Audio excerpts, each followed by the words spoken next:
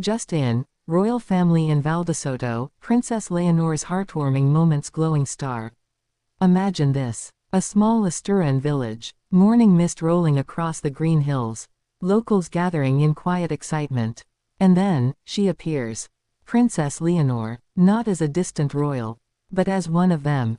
Smiling, listening, laughing. A future queen, grounded in tradition. But wait, no red carpet, no grand procession. Instead, simplicity, connection, heart. What happened in Valdesoto wasn't a ceremony. It was something far more powerful. It was a glimpse into the royal soul of Spain's next generation. And by the end of this story, you'll understand why every person who saw her that day left forever changed. Let's begin. When the royal motorcade entered Valdesoto, the air was electric. This wasn't Madrid. This wasn't Oviedo. This was the heart of Asturias, a village rich with culture, folklore, and resilience. And yet, as the convoy slowed, the excitement wasn't for spectacle. It was for something deeper. Leonor stepped out, dressed in soft blue, an echo of the northern sky. Her posture was poised, yet her eyes told a story of humility. Villagers whispered, "She's even more beautiful in person." Children waved handmade flags. Elderly women crossed themselves. For them, this was history unfolding before their eyes. The princess walked among them, not behind security barriers, but within arm's reach. She shook hands, accepted flowers, and shared words in Asturian dialect. That moment, so small, yet monumental, bridged generations. The future queen spoke to her people in their own language. But here's the part that took everyone by surprise. There were no rehearsed speeches. No cameras dominating the scene. Instead, Leonor stopped by a group of farmers who had gathered near the chapel. She listened as they spoke about the challenges of rural life, the fading traditions, and their hopes for the future. And then, with sincerity in her voice, she said, "Asturias will always have my heart. It's my home, and your stories are part of who I am." You could feel the shift. The villagers weren't looking at a royal anymore. They were looking at someone who truly belonged to them. Behind her, Queen Letizia and King Felipe watched with quiet pride. For them, this was the fulfillment of years of preparation. Leonor had spent her youth balancing royal duty and personal growth, but here, amid the people of Valdesoto, she was no longer a student of monarchy. She was a natural leader. Letizia, ever elegant, wore a calm smile. But her eyes glistened. She knew what this meant. This wasn't just another engagement. This was a milestone, the day her daughter stepped into her destiny with grace, authenticity, and heart. And yet, beyond the royal warmth, there was tension too. Some wondered, could Leonor truly balance the weight of the crown with the soul of the people? Could a modern monarch still embody the intimacy of tradition? That question lingered as the royal family approached the small chapel of San Felix, a place deeply symbolic to the people of Valdesoto. Inside, the scent of candles and old wood filled the air. Leonor paused before the altar, bowing her head in silent reflection. Cameras caught the light on her face, serene, contemplative. She wasn't just visiting a village. She was connecting to her nation's roots. When the local priest greeted her, she responded softly, thanking him in Asturian again, a gesture so genuine that even he seemed moved to silence. Outside, the crowd waited patiently, the sound of distant bagpipes echoing through the valley. And then came the moment that no one expected. A small girl, no older than 6, broke through the crowd, clutching a wildflower bouquet. Security hesitated, but Leonor waved them off gently. She knelt down, meeting the child at eye level. The little girl whispered something, and Leonor smiled, tucking the flower into her hair. The cameras clicked, but this wasn't for the press. It was for the heart. From that instant, the story spread across Spain. Newspapers called it Leonor's Day of Grace. Others called it the village visit that touched a nation. But in Valdesoto, they called it something else. They said, "She remembered us." As the visit continued, the royal family moved through narrow stone streets, stopping to greet artisans, farmers, and elders. King Philippe's tall presence added quiet authority, but he, too, seemed at ease. Perhaps it was because he saw something familiar, himself, years ago, walking these same paths as Prince of Asturias. Now it was Leonor's turn. In one poignant scene, a local musician began playing the gaita, the traditional Asturian bagpipe. Leonor turned toward the melody, clapping softly to the rhythm. Soon, others joined. The square filled with music and laughter. And as she danced briefly with an elderly villager, the crowd erupted in applause. It wasn't rehearsed. It was spontaneous joy. This was the royal family not as icons, but as humans, rooted, real, radiant. But beneath the smiles and laughter, there was a subtle undercurrent, a generational torch being passed in real time. Queen Letizia stood slightly apart, her gaze steady, her expression filled with both pride and longing.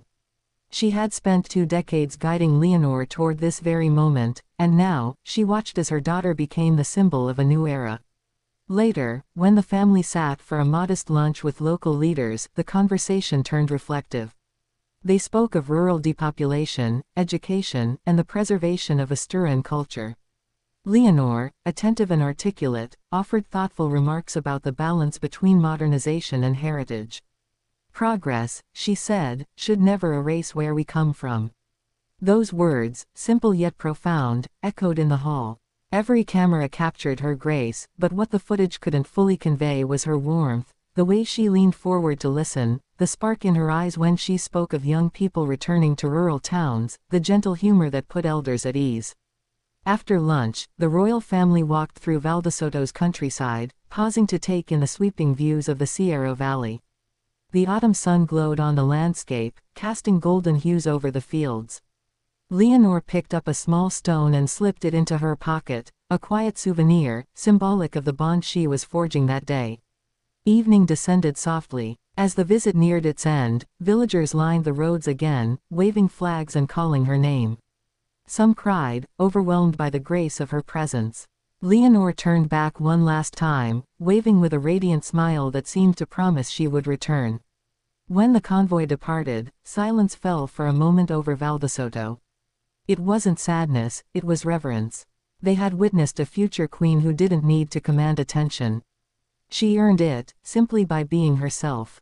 And back in Madrid, as the day's footage aired, Spain watched in admiration. Analysts praised her authenticity. Commentators noted how seamlessly she blended regal poise with genuine humility. Even skeptics admitted, there was something undeniably magnetic about her presence. But perhaps the most telling moment came hours later, when an elderly villager was interviewed on television. She said, "She reminded me of Queen Letizia when she first came to Asturias. But she also reminded me of something we've been missing, hope." That single word, hope, defined the entire visit. It wasn't about politics or prestige. It was about reconnection, between royalty and people, past and future, tradition and modernity. In the quiet of that Asturian evening, Leonor had not just walked through a village, she had walked into history. As the royal family returned to the palace, the mood inside the car was reflective. Felipe smiled proudly, Letizia placed a gentle hand on Leonor's, and Sofia teased her sister with affection, saying, "You made Valdesoto fall in love with you." Leonor laughed softly, her eyes gazing out the window toward the fading hills. "I think I fell in love with them first," she replied. That line, simple, genuine, summed up everything the day had stood for. A royal duty transformed into human connection. The next morning, the Spanish press declared it one of the most touching royal appearances in years. Headlines read, "Leonor's Asturian charm captivates the nation," and "The People's Princess of Spain steps forward."